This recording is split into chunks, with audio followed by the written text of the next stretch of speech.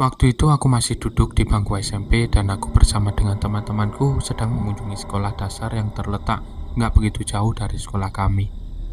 Dan di SD itulah cerita menyeramkan yang aku alami dia mulai. Singkat cerita, temanku berkenalan dengan wanita di SD tersebut. Dan kebetulan wanita itu mengajak temanku kembali ketemuan di SD itu pada malam hari.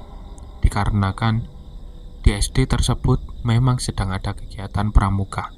Pada malam hari, siang pun berganti malam. Kemudian kami berkumpul kembali dan mendatangi SD tersebut untuk menemui wanita yang berkenalan dengan kawan saya.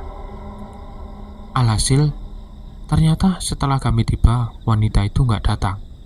Dan akhirnya kami pun duduk di pinggir taman sekolah di situ.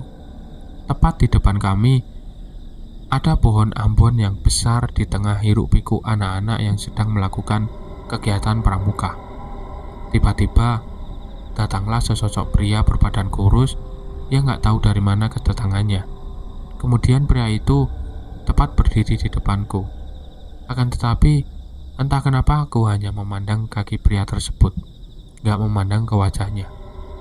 Hingga pada akhirnya, pria tersebut pun pergi. Setelah pria itu pergi, teman saya mengatakan kepada saya, lu lihat gak tadi muka itu orang yang tadi?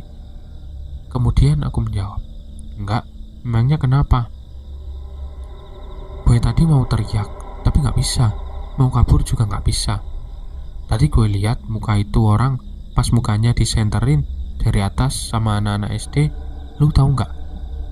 Mukanya pucat banget. Terus di lubang hidungnya ada kapasnya. Begitu kata temanku. Tapi aku gak percaya dan gak terlalu menanggapinya. Pada saat suasana menjadi hening dan kami semua gak dalam keadaan berbicara antara satu dengan yang lainnya, barulah di situ aku merasakan dan melihat sekali dalam seumur hidup. Kalau bisa sih jangan sampai ngelihat lagi. Kulihat ada sesosok berpakaian putih loncat dengan cepat ke sana kemari, disertai cahaya di kakinya. Aku langsung mencolek temanku yang duduk di sebelahku. Lu lihat gak tuh apaan tuh? Kemudian temanku juga bilang, Iya, gua lihat. Setelah itu, sosok putih itu menghilang ke arah toilet yang gelap sekali. Beberapa lama kemudian, aku kembali dikagetkan dengan sosok wanita menggunakan daster berwarna merah persis seperti kuntilanak yang selama ini aku lihat di dalam film horor.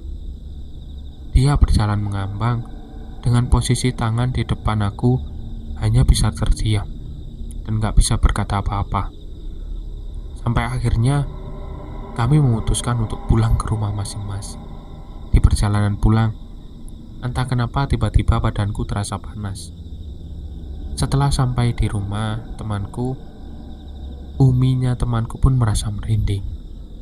Kebetulan uminya temanku ini memang rajin sekali ibadahnya dan bisa merasakan kehadiran roh halus. Singkat cerita, uminya temanku itu bertanya kepada kami, habis dari mana kalian? Ya, kami menjawab dengan jujur bahwa kami habis main ke sekolah dasar. Kemudian uminya temanku berkata, pantes kalian diikutin tuh. Lain kali jangan main ke sana lagi ya, pesan beliau. Oke, cukup sampai sini saja ceritanya, karena cerita ini gak terlalu panjang. Jika kalian suka dengan video ini, tekan like dan subscribe-nya.